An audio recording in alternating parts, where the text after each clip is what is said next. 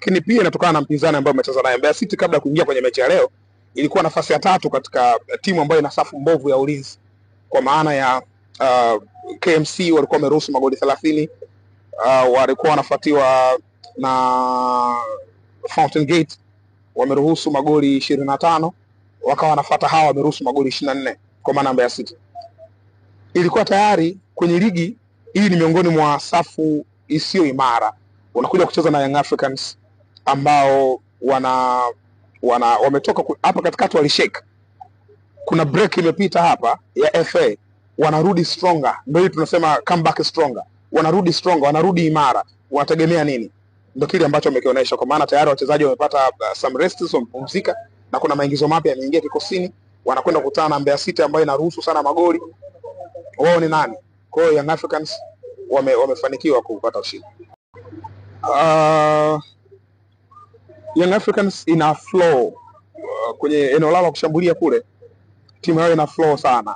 Just imagine hapo kuna mchezaji wa Depu alikuja akascore sana na yeye, baadaye akapata injury, timu bado inaendelea kuscore. Of course ili struggle hapa karibuni, maana tusiangalie tu la leo kwa sababu leo wameshinda goli nyingi toka sahau yaliyopita nyuma.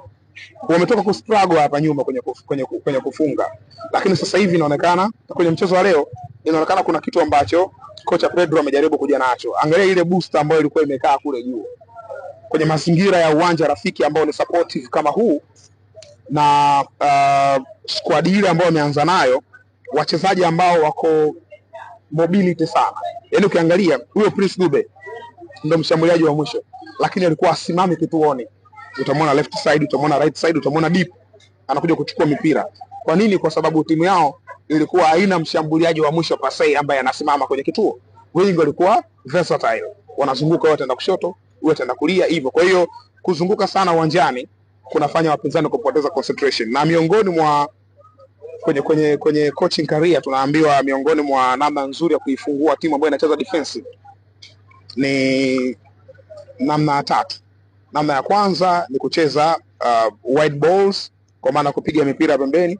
Young Africans walikuwa wanafanya hivyo, wanapiga mipira ya pembeni, mafullback wanatanuka, Yanga wanajaribu kupita kwenye half spaces. Kuna mpira mmoja nilisema hata kwenye matangazo kwamba Mudathir Yahya amepita katika nusu nafasi, kwa sababu mpira umetokea pembeni, afu unaona kuna stretching imefanyika, kwa maana